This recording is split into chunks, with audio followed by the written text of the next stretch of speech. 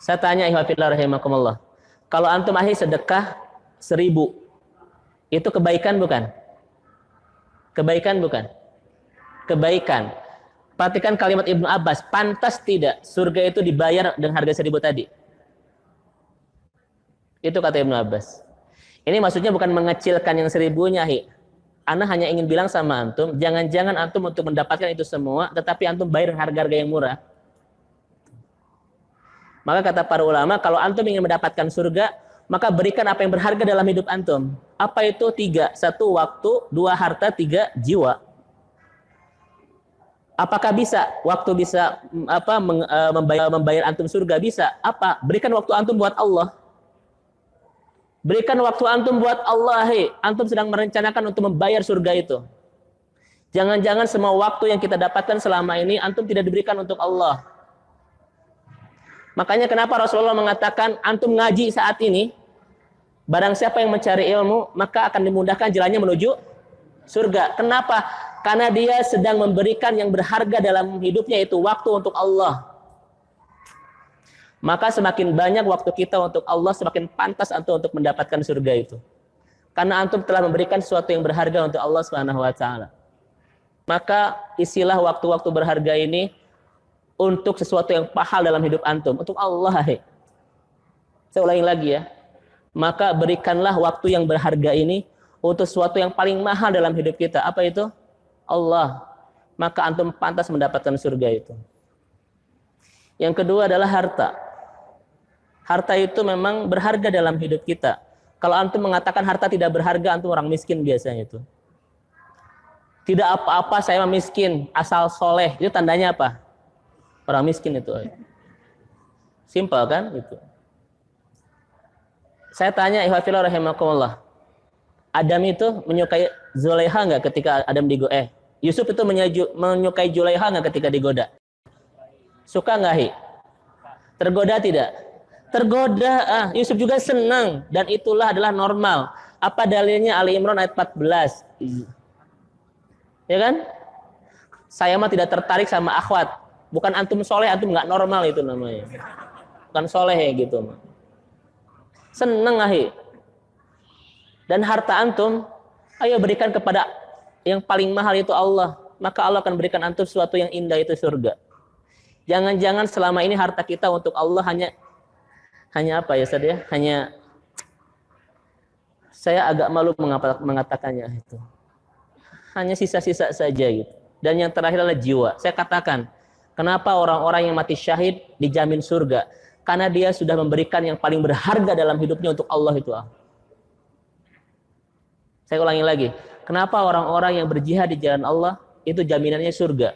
Karena dia sudah memberikan yang termahal dalam hidupnya untuk Allah Subhanahu wa taala. Maka sesuatu yang mahal pantas untuk didapatkannya dengan mahal, dengan mahar yang mahal. Gitu. Dan Allah, menurut antum mahal nggak? Aziz, satu-satunya, dan kebutuhan kita kepadanya banyak banget. Allah itu tidak butuh kita, tapi kita butuh Allah. Antum mungkin butuh banyak orang, tetapi belum tentu orang lain butuh antum. Jangan-jangan antum tidak dibutuhkan hadir di dunia ini. La yamutu fiha wa la yahya itu. Ya, kayak saya lanjut dulu ya, karena katinya. Baik. Coba lihat. Ini ayatnya tadi.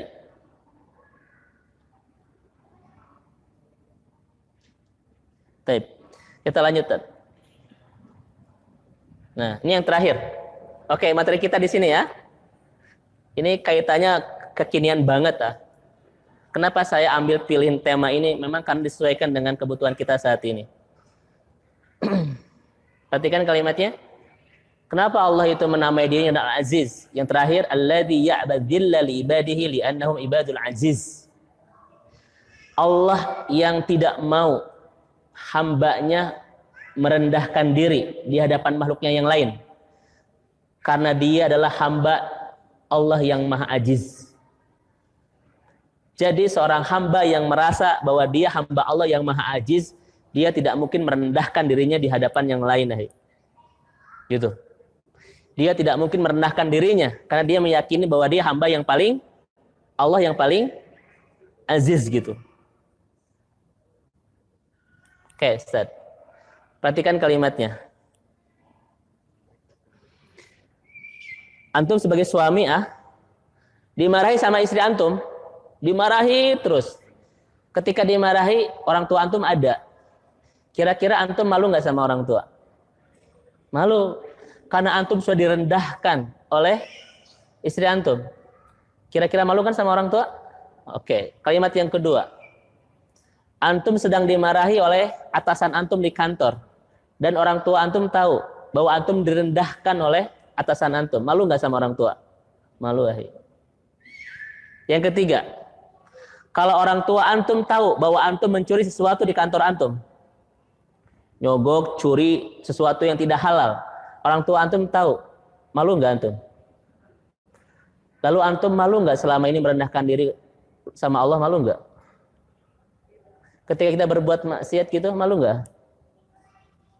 Ke orang tua saja malu, kenapa ke Allah tidak malu? Gitu. Ketika antum merendahkan diri itu. Misalnya orang tua antum tahu bahwa antum itu ya melakukan apalah ya maksiat gitu. Pasti antum tuh malu ya. Tapi malah malu kita di hadapan Allah Subhanahu wa taala itu. Paham ya? Oke, saya ngasih kembali ngasih clue-cluenya.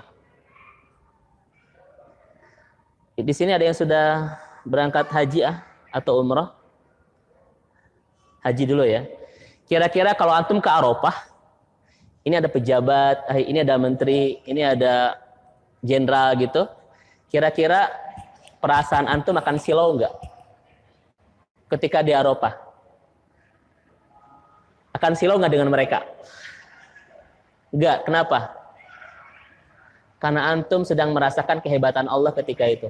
Arafah. Maka orang-orang yang di atas antum tuh enggak ada nilainya itu. Ketika antum di Raudhah, tahu Raudhah? Tahu di Raudhah? Raudhah itu taman dari taman-taman surga. Antara makam Rasul dan mimbar. Antum di sana ada orang-orang yang kaya, punya jabatan dan lain sebagainya. Antum akan merasa silau enggak? Enggak. Kenapa? Karena antum sedang merasakan kehebatan Allah. Siapapun yang merasakan kehebatan Allah, dia tidak akan pernah merendahkan diri di hadapan makhluknya yang lain. Kenapa selama ini antum merasa rendah di hadapan orang kaya? Karena antum tidak merasakan kehebatan Allah dalam diri antum. Perhatikan kalimatnya lebih jauh. Iman itu seperti pesawat. Semakin tinggi, kira-kira makin kecil enggak itu gedung-gedung itu? Itulah iman. Tapi kalau iman antum makin rendah, maka gedung-gedung itu akan wah gitu. Masuk ya analoginya? Maka tinggikan iman itu agar apapun di mata antum kecil. Karena antum merasa Allah lah yang maha hebat. Kenapa di Raudhah, kenapa di Haram, kenapa di Nabawi, kenapa di Arafah antum tidak silau dengan yang lain? Karena antum sedang merasakan hebatnya Allah dalam diri antum. Maka siapapun yang merasa bahwa dia hamba yang maha hebat, dia tidak akan pernah merendahkan diri di hadapan makhluk yang lain. Antum melihat saat ini begitu banyak orang-orang yang merendahkan diri di hadapan makhluknya. Gara-gara kok saya tidak ingin bahas itu, takut dipersekusi itu. Lihat orang-orang saat ini menjatuhkan harga diri, menjatuhkan kehormatan, merendahkan diri gara-gara kekuasaan dan lain sebagainya. Dimanakan Allahnya? Sedih sekali itu. Lihat kalimatnya sini. Man arafallah zahada fi masiwah. Barang siapa yang semakin mengenal Allah, dia makin nggak butuh kepada makhluknya itu. Barang siapa yang semakin mengenal Allah, dia semakin sedikit keluh kesahnya kepada makhluknya. Barang siapa yang makin mengenal Allah, dia makin sedikit kebutuhannya kepada makhluknya. Dan barang siapa yang makin mengenal Allah, makin sedikit keluh kesahnya itu. Berarti sebaliknya, barang siapa yang semakin tidak mengenal Allah, dia makin banyak kebutuhan kepada makhluknya. Ingin kebutuhan dipuji, kebutuhan di apa, dan akan makin banyak keluh kesahnya. Masya Allah wa fil rahimakallah. Makanya begini, kalau antum ingin menjadi orang yang sangat dikagumi, dihormati, diserabi, tahu diserabi, serab gitu Itu serabi yang ada di NH itu ya. Oh, itu Surabi. Maka satu, antum usahakan jangan banyak kebutuhan kepada yang lain. Bahkan sebaliknya, usahakan orang lain banyak butuh kepada antum. Antum akan menjadi orang yang mahal dalam hidup ini. Orang-orang yang akan dihormati. Kenapa orang lain itu tidak silau sama antum? Karena antum terlalu banyak kebutuhan kepada orang lain. Lihat wajah antum, orang lain pasti dengan lagi hutang, pasti mau pinjam uang. Segitu wajah-wajah antum itu. Pasti mau pinjam uang, pasti minta pulsa, cina gitu. Ini wajah, aduh, Masya Allah itu ya. Saya sekali lagi ya, jangan banyak kebutuhan kepada makhluknya. Ayo kita punya Allah Subhanahu wa Ta'ala. Insya Allah. Coba lihat kalimat sini ya. Oke, di sini lebih jelas lagi. Barang siapa yang merendahkan diri di hadapan orang kaya karena kekayaannya, sungguh dia telah hilang sepertiga agamanya. Barang siapa yang merendahkan diri gara-gara kekuasaan, kekayaan, jabatan dan lain sebagainya, sehebat apapun pemahaman agamanya, dia sudah hilang seperempat agamanya itu.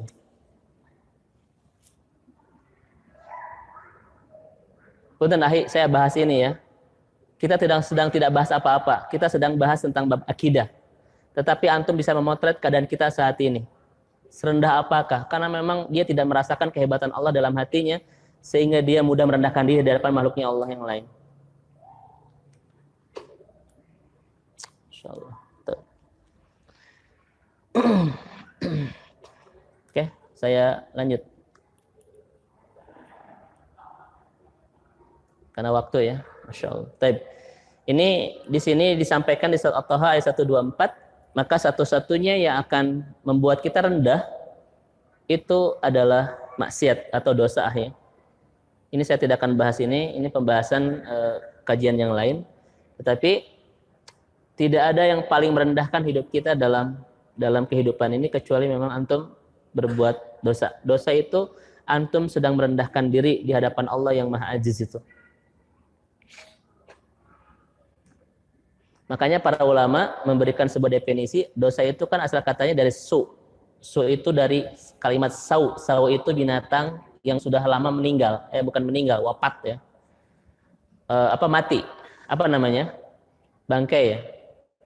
Jadi dosa itu bagi orang beriman itu harus dirasakan seperti sau tadi. Dia tidak ingin mendekatinya dan dia tidak ingin berlama-lama. Orang macam apa yang ingin berlama-lama dengan hewan yang sudah mati itu, kan gitu. Makanya ayo angkat harga diri kita, ayo harkat martabat kita, ayo angkat kemuliaan kita untuk tidak pernah melakukan sesuatu yang menjatuhkan diri kita, yaitu dosa ya. Saya lanjut dulu karena waktu. Terakhir, ini kisah siapa? Kisah siapa? Yusuf dan Zulaikha. Yusuf dan Zulaikha. Di sini kelihatan dosa ya, atau hawa nafsu itu bisa menjadikan seorang pejabat menjadi budak dan seorang budak menjadi terhormat. Coba antum lihat di sini. Siapakah yang terhormat? Zulaikha, karena dia adalah imra'atu ajiz, istri seorang pejabat. Tetapi gara-gara hawa nafsu dia jadi apa? Budak.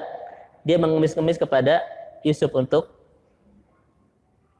untuk merayu dan lain sebagainya ya. Di sini Yusuf sebagai apa? Budak. Tetapi berubah menjadi mulia banget. Maka kalau antum ingin mulia, kelola hawa nafsu. Sehebat apapun antum, ketika antum tidak bisa mengendalikan ini, antum tuh budak. Dia perbudak oleh apapun nantinya. Rendah banget gitu bahasanya. Maka lihat kalimat di sini. Seorang budak menjadi terhormat dan seorang pejabat menjadi terhina ya, gara-gara hawa nafsu tadi. Oleh karena itu, ikhwan dan akhwat fillah rahimakumullah, Allah sudah mengatakan kepada antum adalah hambaku dari aku yang maha ajiz, maha mulia. Maka antum harus merasakan bahwa antum itu mulia. Jangan pernah merendahkan diri di hadapan makhluk Allah yang lain. Antum jangan banyak ngeluh. Kalau antum merasa antum hamba Allah yang maha ajiz, jangan banyak ngeluh. Ngeluh itu berarti antum tidak merasakan kehebatan Allah dalam diri antum. Setuju ya? Itu. Bahkan mengeluh itu antum sedang mengadukan Allah yang maha memberikan solusi kepada makhluknya yang sama saya tidak memberikan solusi. Contoh, ibu-ibu ngeluh soal sakit gigi kepada tetangga, Bu. Itu hakikatnya ibu sedang mengeluhkan Allah yang maha menyembuhkan kepada makhluknya yang sama sekali tidak bisa memberikan kesembuhan. Antum ikhwan mengeluhkan soal materi kepada yang lain, kepada manusia.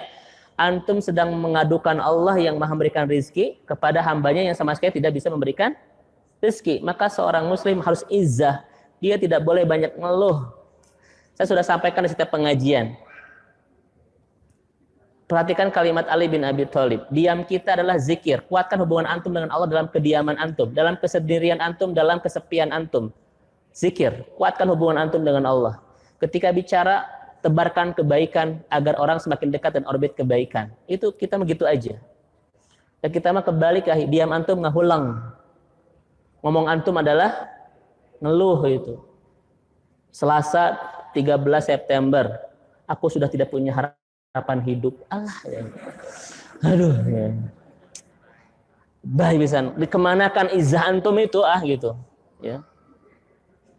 Aku sudah tidak sabar lagi. Aku sudah habis kesabaran. Ngeluh semuanya. Mana izah kita itu? Ana tanya sama antum semua. Khadijah untuk melamar Rasulullah saja dia tidak merendahkan diri, Tidak. Bagaimana caranya? Khadijah mengirim seorang utusan datang kepada Rasulullah dan bahasanya sama sekali tidak merendahkan diri. Apa kata utusan ini? Wahai Muhammad, apa pendapatmu kalau ada seorang perempuan yang ingin menikahi Anda? Kata Nabi Muhammad, siapakah dia? Kata si orang ini, kalau itu Khadijah bagaimana? Mungkinkah Khadijah suka sama aku? Apa kata si utusan ini? Aku sih tidak tahu, tapi nanti akan saya tanyakan. Itu keren nggak, Dia maksudnya untuk melamar kan? Tapi bahasanya diplomatis. Saya tidak tahu sih, tapi nanti saya akan tanyakan cina begitu. Tidak merendahkan, Coba antum ketika nembak akhwat itu merendahkan diri banget itu. Senyummu bagaikan titik yang aku mau berhenti di sana selamanya. Buat apa itu? Siapa yang salah? Aku mudah jatuh cinta atau engkau yang terlalu mempesona cina itu, Itu rendahan diri banget gitu ya. Siapa yang salah? Apakah aku yang mudah jatuh cinta atau engkau yang terlalu mempesona cina gitu?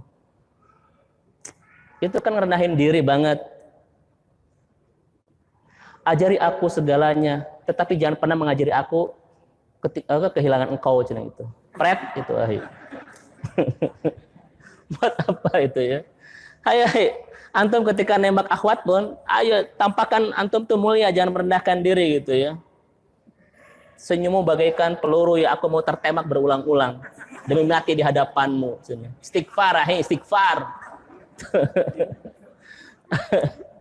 Ayo, harus punya izah ya. Izahnya adalah, bolehkah aku menjadi teman sampai ke surga? Gitu-gitulah, terserah antum. Antum ini wajah-wajah lebay semua ini. Bisa itu ya. Kira ya, Allah tidak mau antum itu merendahkan diri. Karena kata Allah, antum adalah ibadul ajiz, hambaku yang maha perkasa, dan rasakan keperkasaanku. Barang siapa yang merasakan kehebatan Allah, nggak akan mungkin mau merendahkan diri di hadapan makhluknya.